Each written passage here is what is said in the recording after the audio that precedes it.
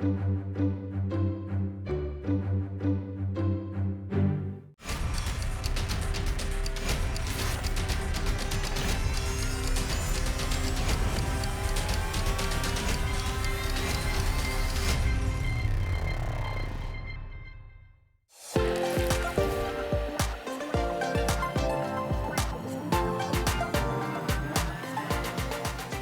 안녕하십니까. 찾아가는 소상공인 해결사 밀키트 사업 창업편 강의를 맡게 된 밀키트 제조기업 쿡솜씨 대표 장원재입니다.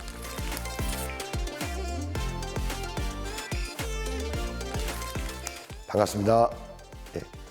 1강에서는 여러분들이 갖고 있는 지금 일반 음식점, 휴게 음식점 같은 허가에서 즉석 판매 제조업이라는 허가를 추가로 하면서 온라인 시장에 밀키트를 출시할 수 있는 기본 요건을 갖추는 부분에 대해서 중점적으로 설명을 드렸어요. 그래서 여러분들이 1강을 보시고 그래, 내가 이 밀키트 사업을 할 수 있구나 없구나를 판단을 하셨고, 그 기준으로 여러분들이 이제 2강에서는 그러면 이 밀키트 사업을 할 때 어떻게 내가 제품을 개발을 하고 제품을 어떻게 만들어가고 어떻게 또 어떤 타겟팅 판로를 만들어야 되는지에 대해서 중점적으로 설명을 드리도록 하겠습니다. 밀키트 시장에 대해서 잘 이해를 했고 공부를 했어요. 그럼 내가 앞으로 이제 만들어야죠. 근데 만드는데 영업할 때는 보통 배달만 같은 경우에도 배달 주문 들어오고 배달해서 제품 만들어서 그다음에 그 배달 분들을 모셔서 제품 전달하고 고객한테 가고, 고객한테 가서 고객이 또 댓글 써주죠. 이런 일련의 절차가 있습니다. 근데 밀키트도 그런 절차가 있습니다. 그래서 그 절차에 대해서 설명을 드릴 텐데요. 크게 4가지로 내가 나눠 설명을 드릴 겁니다. 첫 번째, 이제 밀키트를 판매하시고 하시려면 주문 및 집계가 필요합니다. 주문 및 집계라는 건 뭐냐면 여러분들이 제품을 만들어서 상세 페이지에 올려놓으셨을 거예요. 각 판매 채널에 내용을 올려놓으시죠. 그 내용에 보면 보통 언제까지 주문하신 분들은 언제까지 배송해드리겠습니다 라는 내용이 아마 기재를 하시거나 아니면 필수 조건값을 넣게 돼 있으실 거예요. 자, 그럼 그거의 기준에 맞게끔 그날의 고객 주문을 수집을 하시죠.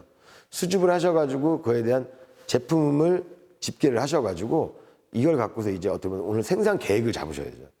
이걸 내가 식자재는 준비되어 있는가, 앞에 내용 구성분을 갖고 있는가, 포장 자재들은 다 완비되어 있는가, 이런 부분들을 먼저 해야 되는 부분이 이 주문 및 집계라고 보시면 됩니다. 밀키트 같은 경우에 이런 저희 밀키트 전문 회사들은 그날의 식재료가 들어옵니다. 그리고 미리 준비해두는 키트도 있습니다. 주요 식자재죠. 고기, 생선 같은 경우에는 미리 일정 부분을 만들어서 포장해서 장기 보관을 하고 있고요. 그 다음에 주문 집계표에 맞춰서 야채들을 그날 매입을 해서 손질을 합니다. 세척 단계 및 손질을 하고요. 다만 이제 요즘에 밀키트 같은 게 완전 세척보다는 1차 세척이라고 보면 되고 2차 세척은 고객들한테 많이 유도하는 편이에요. 왜냐하면 안에 야채 구성군 중에 우리 그런 요리 중에 가장 많이 들어간 게 버섯도 많이 들어가잖아요. 근데 버섯 같은 경우에는 물이 묻으면 금방 상하기 때문에 솔직히 세척해서 못 보내드리는 야채 중에 하나예요. 그래서 어떻게 보면 이 구분해서 키트를 만들어야 되는 게 맞는데 키트 구성 시에는 이렇게 나눠지면 일이 2가지가 되기 때문에 차라리 가장 낮은 단계, 위생에서 가장 낮은 단계를 기준으로 제품 구성을 하시면 더욱더 그런 작업하는 데 유리하지 않을까 생각합니다. 그래서 야채 손질한 이후에 그날의 야채 제품에 맞게끔 야채를 포장을 합니다. 포장은 보통 진공 포장을 하는데요. 우리가 알고 있는 진공 포장이라고 하면 공기를 쫙 뺀 압착한 야채를 생각하는데 우리 밀키트에 들어가는 재료 중에 그 양파라는 부분이 양파의 그 조직이 무너지면서 금방 물이 발생하게 돼요. 그래서 진공 부분도 좀 강약 조절을 하셔가지고 야채 무리가 안 가는 선에서 진공압을 잡아서 세팅을 해서 생산하시는 게 좋고요. 자, 이렇게 해서 각기 미리 준비해 놓은 주요 재료, 그 다음에 육수면 육수 따로 포장해 놓은 거, 그 다음에 소스면 소스 만들어 놓아서 소포장해 놓은 것들을 준비되어 있는 와중에 그날 가장 신선해야 될 야채를 손질 포장하고요. 이거를 한 곳에 케이스에다가 담게 됩니다. 이런 소상공인분들이 이런 케이스를 쓰기도 하지만은요, 그 아이스박스 하나를 제품 최종 종말 패키지로 활용하시는 분들도 많더라고요. 그래서 그런 부분은 유사업체라는 보시면 어떤 게 나한테 가장 적정할까라는 판단을 해주셨으면 좋겠어요. 네, 다만 저는 이렇습니다. 밀키트는 전시에서 파는 게 아니잖아요. 지금 온라인을도 팔 거니까 전시는 아니니까 패키지가 좀 너무 과하면 실제로 이 단가가 생산 단가가 올라가기 때문에 적정한 기준을 갖고서 만드셨으면 하는 걸 권장합니다. 택배 발송인데요.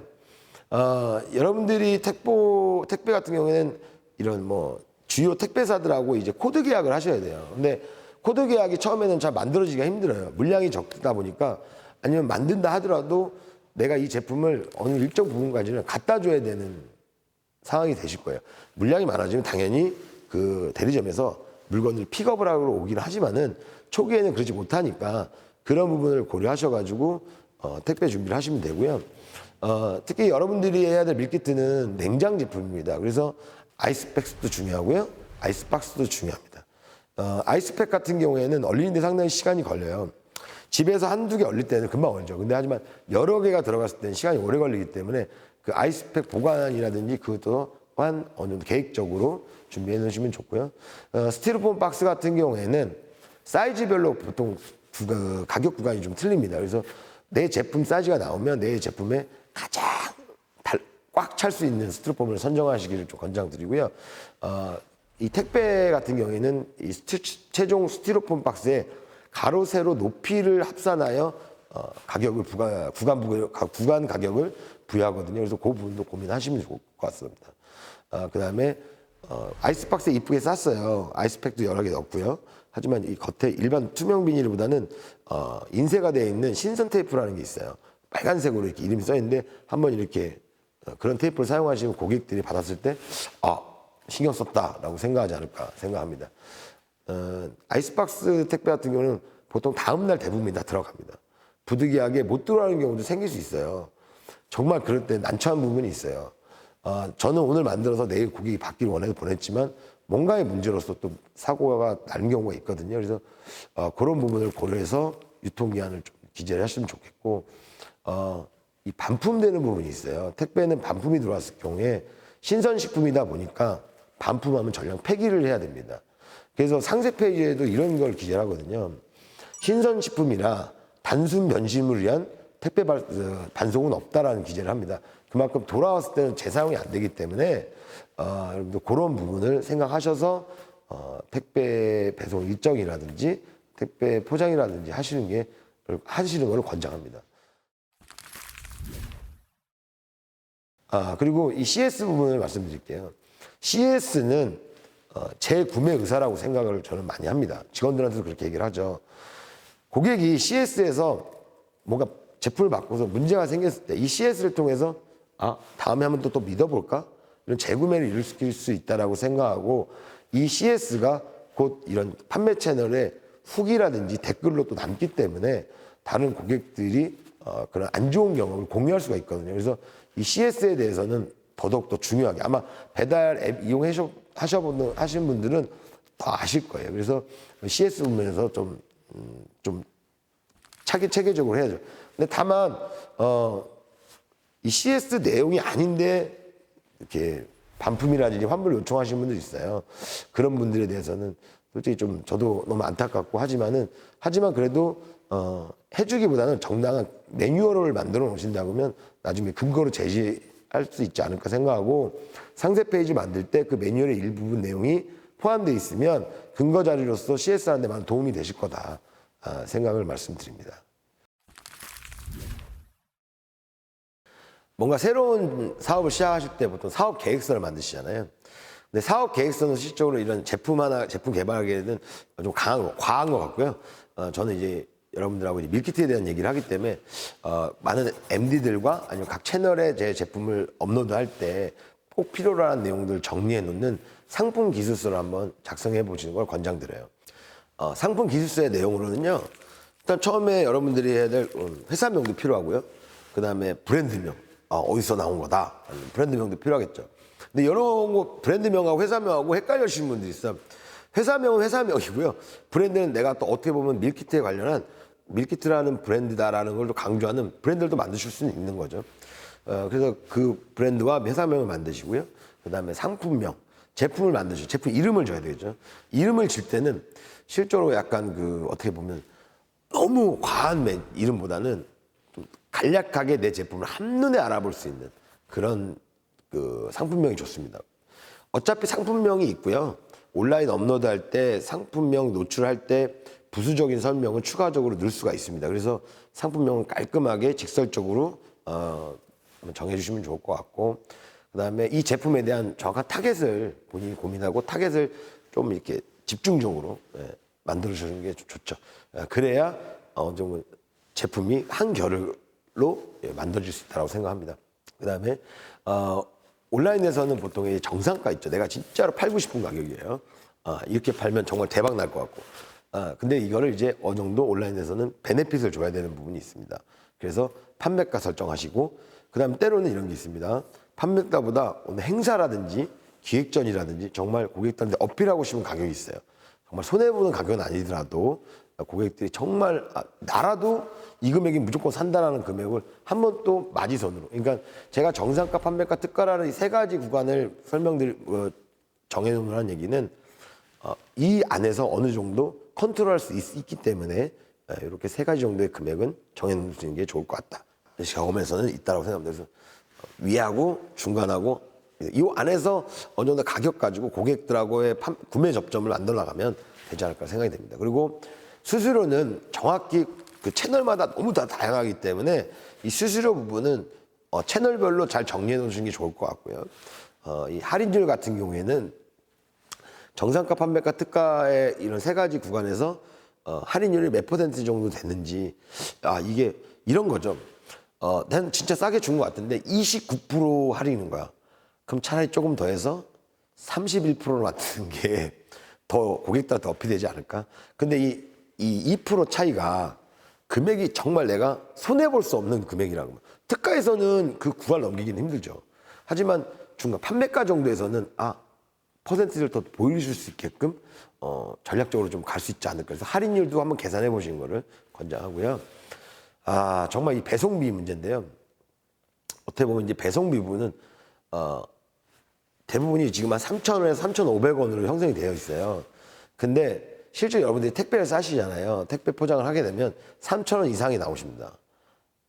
보통 한 4,000원, 5,000원 나올 수 있으세요. 그래서 그것 또한 내가 진짜 이 제품을 보낼 때 배송비가 얼마 정도 이 전체 판매되는 제품에서 포지션을 갖고 있는지를 꼭 계산해 보시고 상부기술서에다가 정리해 놓으시기를 부탁드려요. 그 다음에 모든 제품이나 아니면 식품이나 이런 거 보면 원재료 및 함량이라는 게 있습니다. 원재료 및 함량이라는 건 뭐냐면 식품 표기법이라는 기준이 있고요. 식품 표기법 안에는 또 원산지 표시 기준법이 있어요. 그래서 요 부분이 약간 어렵거든요. 그래서 요런 부분은 각 사이트에서 좀 찾아가시면서 배울 수도 있어요. 근데 다만 이 즉석 제조 가공업 직판에서는 표기를 좀 단순화해서 적으셔도 상관이 없습니다. 그래서 그 부분의 허용문은 각 제품마다 다르기 때문에 제가 뭐라고 설명을 할 수는 없습니다. 하지만 충분히 고민하고 공부하시면 충분히 내용은 기재할 수 있을 것 같아요. 정말 안 되시겠으면 많이 적으시면 됩니다. 다 적어내면 문제는 되질 않습니다. 그리고 중량 부분인데요. 중량은 식품에서는 매일 정확하게 나갈 수는 없어요.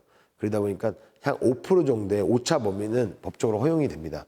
근데 이 중량 설정하실 때 내가 제품을 재봤는데 케이스 포장까지 다 했을 때 예를 들어서 710g이다 라고 기재하지 마시고 저는 거기서 차라리 5%를 뺀 중량을 최종 총말 종량으로 기재하는 게 좋지 않을까 생각이 듭니다. 왜냐하면 소비자들이 봤을 때 내 중량보다 많이 주는 거예요. 표기 기준보다 많이 주는 거는 뭐라 하지 않으시는데 표기 기준 중량보다 적게 넣으시면 솔직히 좀 뭐라 하시는 경우가 있어요.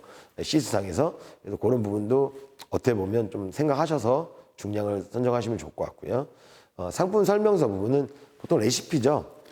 레시피 어떻게 만들고 어떻게 하고 어떻게 하는 게 가장 좋다. 이런 부분도 좀 자세하게 적으시는 게 좋은데 다만 너무 사은품 상세 설명이 너무 길면 소비자가 이용하기 어렵다는 생각이 들 수 있어요.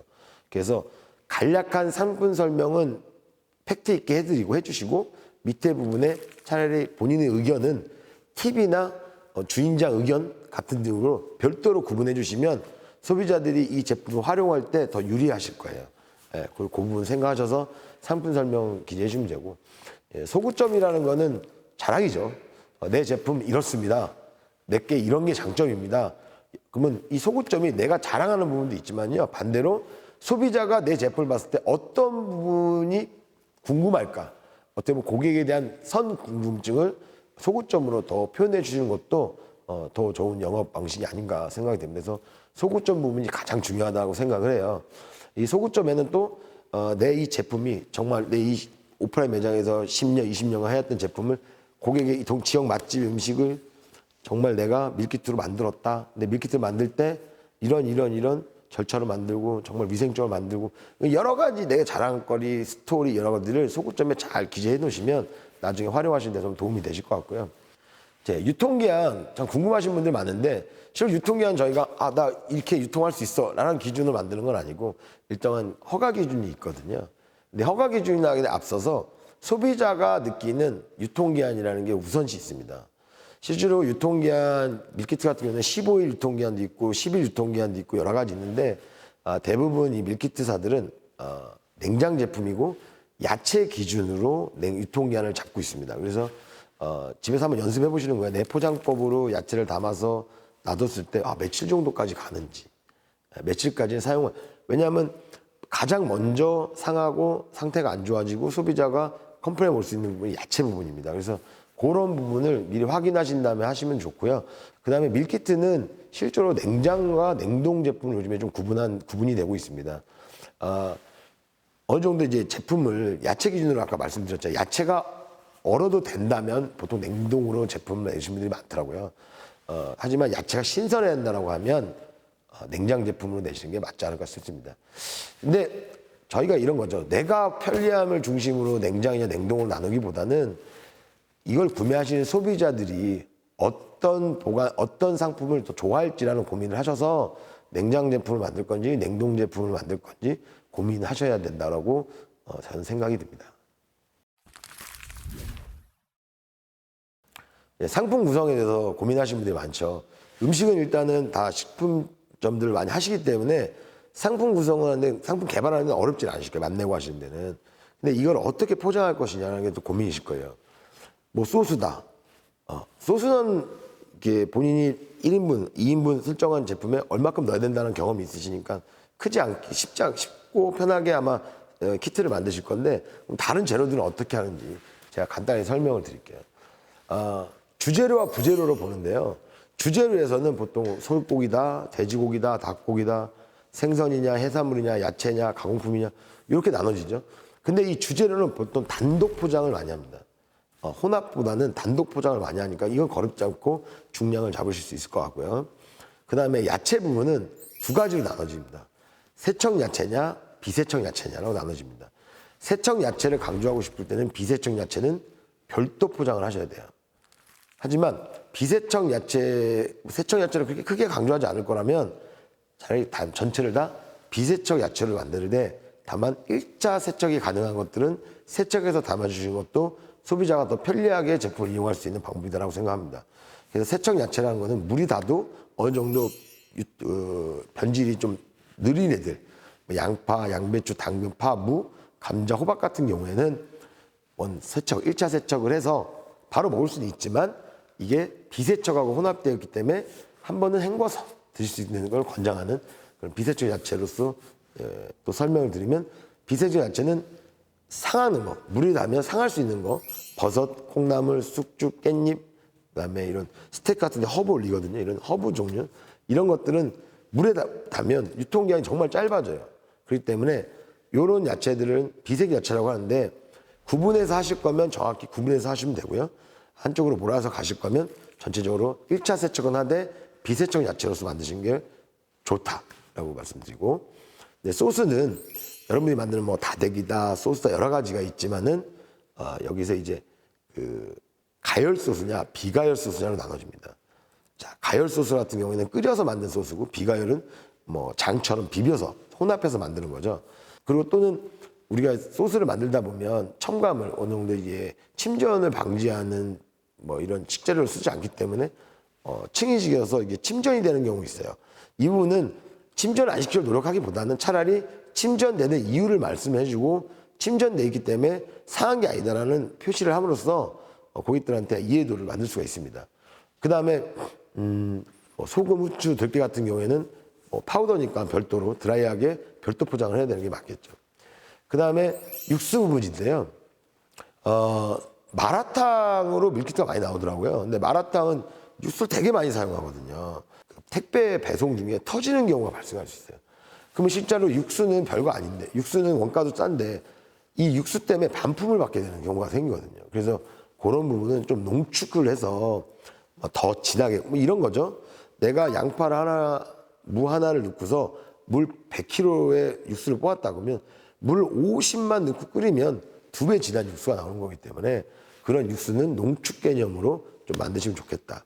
근데 엑기스하고는 틀리죠. 엑기스는 이제 추출 방식, 기계나 이런 게 우리가 없기 때문에 농축 방식으로 진하게 끓이는 방식으로 육수를 좀 소량화 시켜야 택배상 싸기도 편하고 포장상에도 유리하다라고 설명드립니다. 그 다음에 이런 경우 있어요. 식용유 넣어준다, 깨도 넣어줘야 된다, 여러 가지가 있어요. 밀키트 막 이것까지 어디까지 내가 넣어줘야 되냐 이런 얘기를 하시는데 일단 이렇게 말씀드릴게요. 밀키트는 요리를 할 수 있는 조건이 갖춰진 곳에서 합니다. 길 가다 갑자기 하는 게 아니에요. 그렇기 때문에 어느 정도 일정한 조건이 갖추기 때문에 조건이라는 건 뭐예요? 요리할 수 있는 상황인 거예요. 그러면 식용유, 깨 정도는 있다라고 생각하셔야 돼요. 이것까지 제공하기엔 너무 어려운 게 뭐냐면 식용유, 깨보다 이 포장 비닐값이 더 나와요. 식용유, 깨를 넣어주는 업체는 그리 많지는 않습니다. 많지는 않습니다. 네, 지금까지 1강, 2강에 걸쳐서 밀키트 사업 창업에 대한 기획부터 실행까지 그다음에 제 노하우가 약간 들어간 경험까지 강의에 통해서 말씀드렸습니다. 저는 이렇게 생각합니다. 제가 밀키트 시장에 저 또한 밀키트 사업을 처음 시작할 때 다들 아시죠? 문 4개짜리 냉장고 45박스라고 보통 부르는데 그 냉장고로 저도 처음에 시작을 했습니다. 저도 자그마한 가게에서 직판 허가를 갖고 시작을 했었어요. 하지만 저는 어떻게 운이 좋게도 고객들과 접점을 찾아서 지금 이렇게 공장형 밀키트 전문 브랜드까지 하게 됐는데요. 실적으로 경쟁은 엄청 치열하실 겁니다. 경쟁은 치열하실 겁니다. 그만큼 성공하는 사람도 적으실 겁니다. 다만 여러분들이 지금 음식점을 하고 계시고 음식에 대한 애정이 있다 보면 이 온라인 사업에 대한 이해와 그다음에 밀키트에 대한 이 툴에 대한 이해를 좀만 하신다 그러면 충분히 한 번은 또한 도전할 수 있는 아이템이 밀키트가 아닌가. 그리고 내가 알고 있는 음식과 내 가게가 좀 더 넓은 시장에서 인정받고 사랑받을 수 있는 기회가 아닌가라는 생각이 듭니다. 이 코로나 시대에 많은 분들이 이 외식업에서 소상공인분들이 고생하고 계신데요. 이 밀키트가 새로운 문제 해결은 아닙니다. 하지만 충분히 도전해볼 가치가 있는 사업 아이템이라고 생각을 하며 여러분들도 밀키트 사업을 시작하셔서 좋은 결과, 성과가 있는 그런 아이템이 됐으면 하는 마음에서 오늘의 강의는 이걸로 마무리 짓고요. 전국에 있는 소상공인 여러분들의 밀키트 사업에 대한 성공을 기원하면서 열심히 응원하는 우리 열심히 구매해서 사 먹는 소비자로서 여러분들과 다시 한번 좋은 밀키트로 뵙는 걸로 하겠습니다. 수업 들으시느라고 고생하셨습니다. 감사합니다.